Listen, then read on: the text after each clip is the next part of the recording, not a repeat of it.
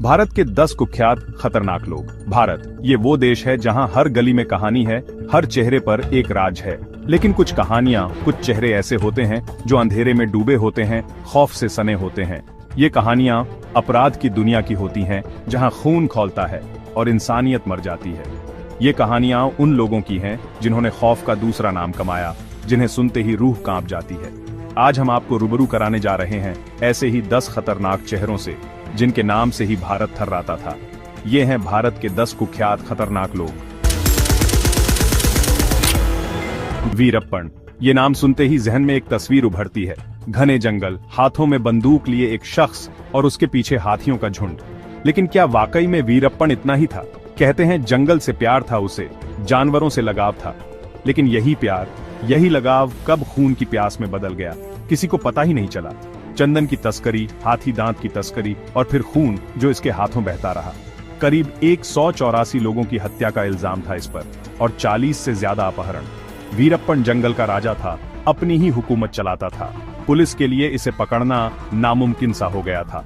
लेकिन हर शैतान का अंत जरूर होता है। 18 अक्टूबर 2004 ये वो तारीख थी जब पुलिस ने वीरप्पन को एनकाउंटर में मार गिराया। वीरप्पन का अंत हो चुका था, लेकिन इसकी कहानी आज भी लोगों को थर्रा देती है। अफजल गुरु, एक ऐसा नाम जो भारतीय इतिहास के पन्नों पर हमेशा के लिए काले अक्षरों में लिखा जाएगा। 2001 वो साल जब भारतीय संसद पर हुए हमले ने पूरे देश को हिलाकर रख दिया था और इस हमले का मास्टरमाइंड बताया गया अफजल गुरु को। देखते ही देखते अफजल गुरु देश का दुश्मन नंबर 1 बन गया। लेकिन क्या वाकई अफजल गुरु ही इस पूरे मामले का मास्टरमाइंड था, या फिर वो किसी और की साजिश का एक मोहरा था? ये सवाल आज भी लोगों के जहन में है।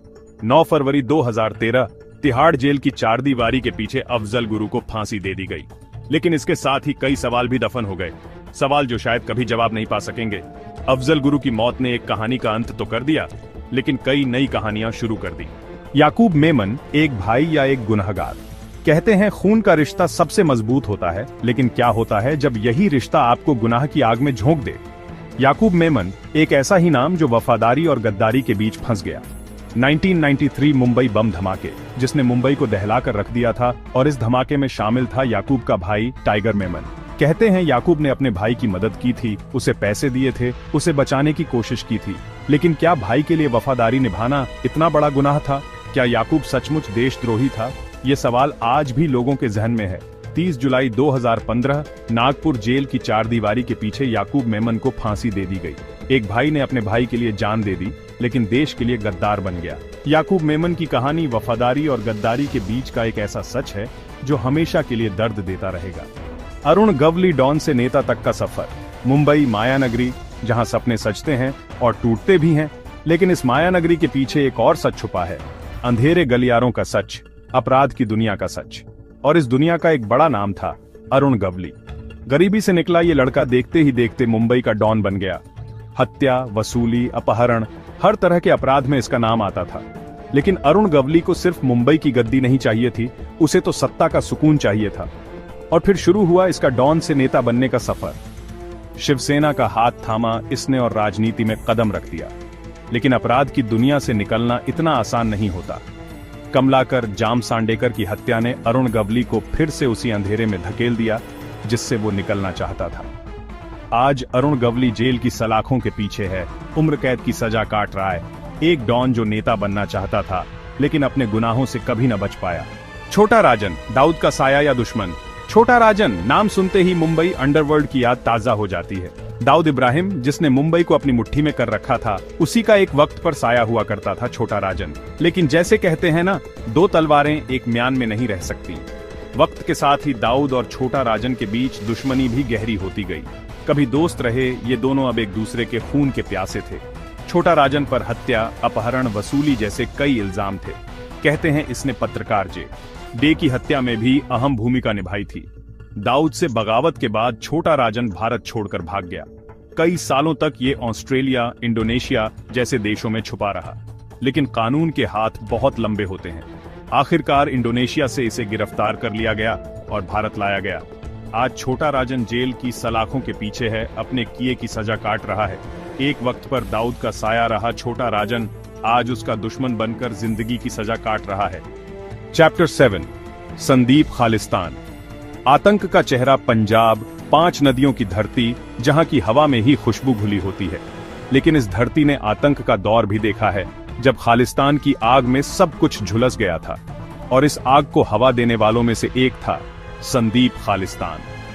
खालिस्तान मूवमेंट से जुड़ा ये शख्स आतंक का दूसरा नाम बन गया था। बम धमाके, हत्याएं, अपहरण, हर तरह की हिंसा इसके लिए आम बात थी। कहते हैं इसे पाकिस्तान से फंडिंग मिलती थी, ट्रेनिंग मिलती थी। पंजाब में आतंक फैलाना, बेगुनाहों का खून बहाना ही इसका मकसद बन गया था।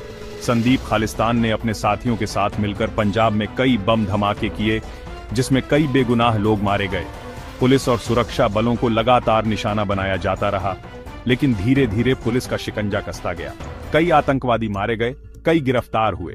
आज भी संदीप खालिस्तान जैसे कई आतंकी पुलिस की नाक के नीचे घूम रहे हैं।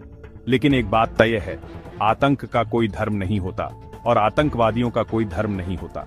जो भी इस रास्ते पर चलता है उसका अंत तय होता है। कानपुर, उत्तर प्रदेश का एक शहर जहां अपराध की जड़ें बहुत गहरी हैं, और इन जड़ों को सींचने वालों में से एक था विकास दुबे।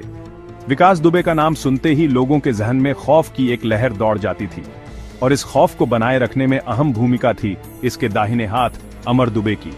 अमर दुबे विकास दुबे का सबसे करीबी और भरोसेमंद साथी था। हर अपराध में इसका साथ होता था, हर वारदात में इसकी मौजूदगी होती थी। 2020 में बिकरू गांव में जो कुछ हुआ उसने पूरे देश को हिलाकर रख दिया। 8 पुलिस वालों की हत्या, और इस हत्याकांड में अमर दुबे का भी हाथ था। आधुनिक हथियारों से लैस अमर दुबे और इसके साथियों ने पुलिस टीम पर जिस बेरहमी से हमला किया, उसने सबको हिलाकर रख दिया। लेकिन कहते हैं ना, जो आता है उसे जाना भी पड़ता है। 8 जुलाई 2020 हमीरपुर में पुलिस एनकाउंटर में अमर दुबे को भी मौत के घाट उतार दिया गया। अमर दुबे का अंत हो चुका था, लेकिन इसके किए की सजा इसे मिल चुकी थी।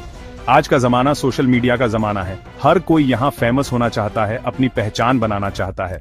लेकिन कुछ लोग ऐसे भी हैं जो सोशल मीडिया का इस्तेमाल अपराध के लिए करते हैं, खौफ फैलाने के लिए करते हैं। ऐसा ही एक नाम है संदीप काला उर्फ काला झठेड़ी।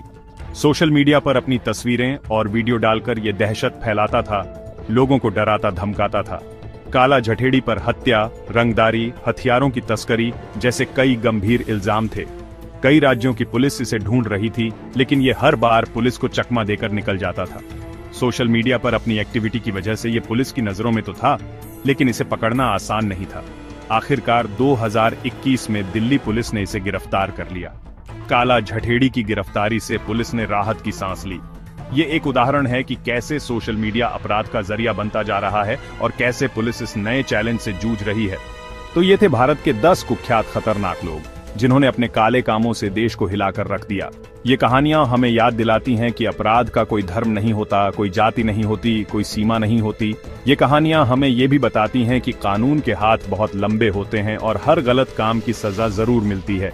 हमें उम्मीद है कि आपको ये वीडियो पसंद आया होगा। देखते रहिए हमारा चैनल, और ऐसी ही रोचक और जानकारी से भरी वीडियो देखने के लिए हमारे चैनल को सब्सक्राइब करें। धन्यवाद।